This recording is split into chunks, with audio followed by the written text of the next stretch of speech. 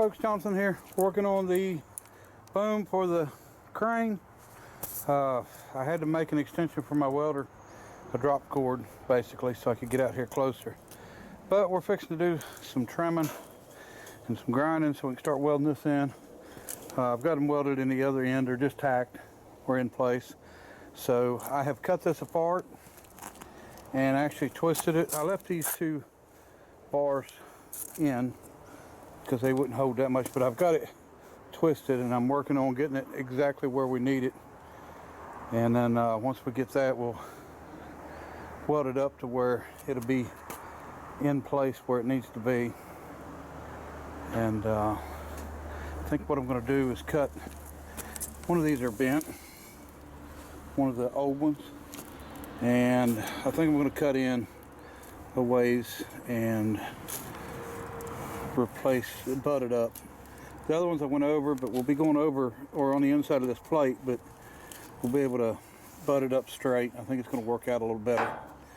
So we're going to mark that out now, and I'm going to go ahead and cut it and try to get this piece out of here and measure it good, because I don't want to trust that they've got this in the right spot.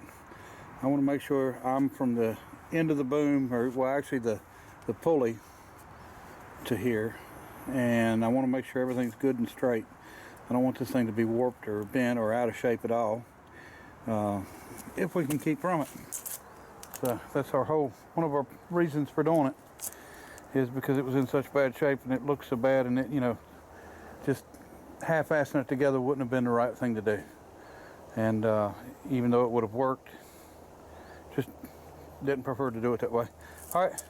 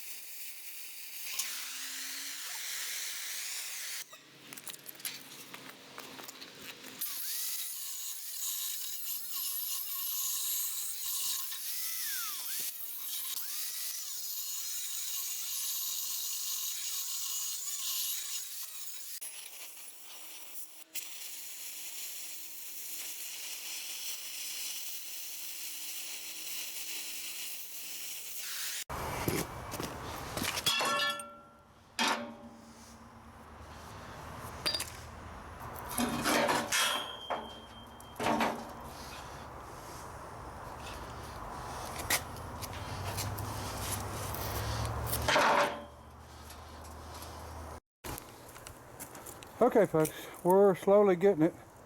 Having a lot of issues getting this lined up because this piece is in pretty rough shape. It's twisted. We're going to get it straight one way or the other. I mean, it's still usable, we just need to get it where we want it. So we're going to go ahead and, I've got both pieces off. We've got some grinding to do, and then I'm going to try to do some welding. As you can see, what we've done is bring it into here, and it'll all get welded in. And it'll get welded on the bottom side, inside also, where it was welded before anyway. So alignment, this piece is actually twisted some, and we knew that anyway, but I didn't know that that was the reason. I thought that one was higher than the other one, but all it's got to do with being twisted. But I think what I'll end up having to do, or what I may do, is run a drawbar from corner to corner down, and be able to tighten up a turnbuckle or something, and then be able to get this thing back straight. Now we're going to take the bottom rails and we're going to cut them in to the same distance as we brought these ones, and go ahead and get them redone and welded all in. And then of course we may replace this piece on the outside. I think this is added on anyway, but it's just another piece of angle. Depends on how well it lines up. Now it did go down farther than this, and you know, we can extend on it. Don't remember how much. It looks like about 1.5 feet farther, but you know, we can come up here and cut it somewhere and extend it. It don't matter. Like I said, it's just an add-on piece, but it is the bottom. And you know, again, a boom's always going to be stronger on top because it's pulling apart than bottom. it's going to be crushing. And but everything seems to be working out really well. You can see maybe in the picture that is farther over than this one, and like I said, that's because the whole thing is twisted. We've cut it apart here, and I can get this height right here. There's no problem. We've got a level to put on there. We're going to get that exactly right first, and then we'll go from there and get the bottoms twisted in where they need to be. So it's not hard to work with. Just got to get it right before you nail it down permanent. All right, folks. We've got this top welded. Got it where I want it. Now I'm going to start cutting into the bottom, and I can see now that this piece here twisted, and from about right there, so maybe it was hit one time, so we'll make sure to get that loose. I think what I'm going to do is separate these two apart, the inner one, and we're going to go up where we need to go and go ahead and cut it and just try to get it cleaned out, and then we can start getting the other on. And this is of course where I welded the other. I haven't welded inside yet. I've just gotten both sides welded up. And let me see, we're gonna just start carving at that, seeing if we can get them pieces out of there. I'm out of auction. Didn't have much. I should have picked some up. I forgot, but that's the way it goes. And I went right by where I could have picked it up at when I went and got the steel the other day. So that's my luck, the way it goes. But I can run and get some auction. That's not a problem. Need a new tip for my torch too. All right, folks. So we got both bottom rails on and tacked in temporary or semi-permanent, whatever you want to call it. So I've actually added a piece in right here, and for a reason. Okay, so our problem is, you look at this top rail and you look at the bottom rail, this one is kicked out, that one is kicked in, as you can see, almost an inch. I've got a square lathe on it. You can see the gap here. It's opposite on the other side. So we've got our air jack. We've got this piece on. We're going to put it in there at an angle, and we're actually going to try to retwist this end piece to get it back where it needs to be. And that's what the problem is it's a little twisted. And we knew it had some issues. That's why we cut it apart to start with, but it's got a little more issues than I thought. So we're going to keep trying to get it straight so we can start doing some permanent stuff. All right.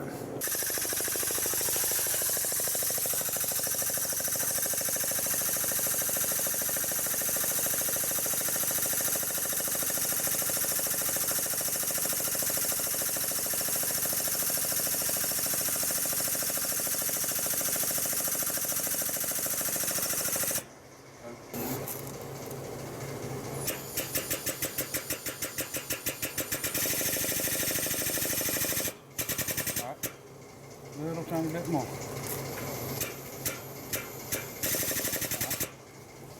That brought it out. Now, I hope it'll stay. We're going to let off of it and see how close it stays. We went a little bit over.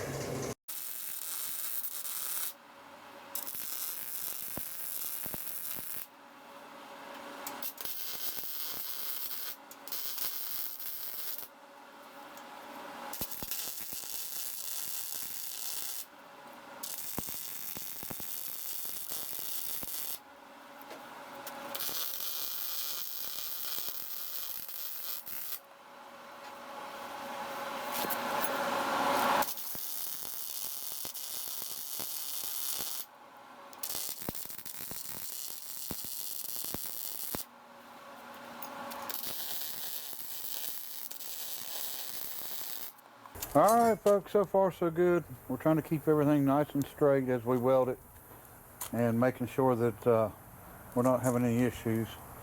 And it's working out really well. We've gotten, I guess, half of the struts in, and we just have to do the other side, and then probably have to flip it over to do the bottom. And I don't want to weld on the edge of on the bottom edge or the outside edge. I don't think it's a good idea. I got some good weather and was able to work on it. I've been using that angle iron shear. It's done really good, and my wife has actually done some of it. And this 1 inch by 3/16 is not hard to cut. So we've moved right along. We're just, slow and steady. And then once I get everything where I want it and tacked it, I'm going to go through and weld everything up good. And then we'll go from there and maybe get this thing cleaned up, get some paint on it, and then we can go ahead and get to work on the other section. And it won't take us long. It's not nearly as big. And then we can get this thing up and working. All right, folks, I figured I'd show you a couple things I picked up just because I'm I don't know, addicted to junk maybe, or a hoarder. I don't know. I sell, so I'm not really a hoarder, but riveted tank. And this thing weighs 1,000 pounds. And the reason I know it weighs 1,000 pounds is because we weighed it, because it came from the junkyard. It was getting ready to get scrapped. And so we saved it. Now, I didn't know what this was at first, so I did a little research.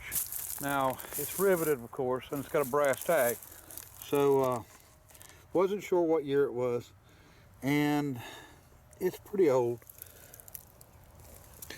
I don't think this company's been in business for a long time, but it did have some weld around it. It was after they started welding, but it still has some rivets in it. So I'm going to guess late 20s, 30s. And the reason being, I don't think it's any later than that, because I don't think this company stayed in business any longer than that. Okay, this thing used steam to heat water. And I know that sounds kind of crazy, but you pipe the steam in, pressure in, and then out. And it's got tubes inside of it, and it would heat up the water inside the tank. So what it done, it kept your boiler water and your steam separate from the clean water inside the tank. So it would have been used for possibly, a factory or a building or something like that. And I read also you could use like if you was running a steam engine, you had your steam exhaust coming out. You could run it in here because it didn't need to be pressurized. But you could run it in here and heat water up just from what was left over. I've got a catalog coming for a Sims. It has one of these in it. I'm going to show you a picture, and just as reference. But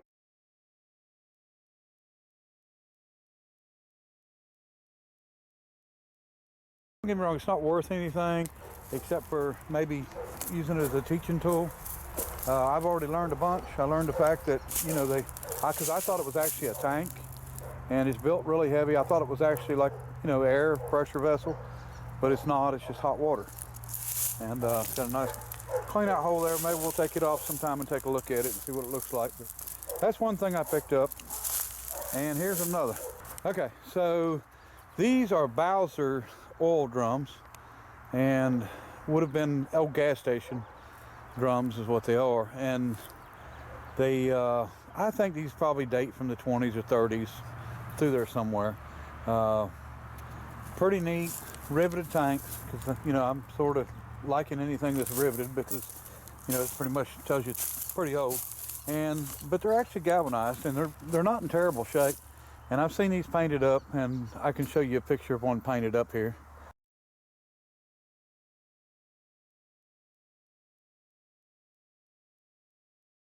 They were pretty neat. It was metered, because when you turn this, the pump went down, and it would actually pump the same amount every time. And here's your oil gauge or dipstick tube.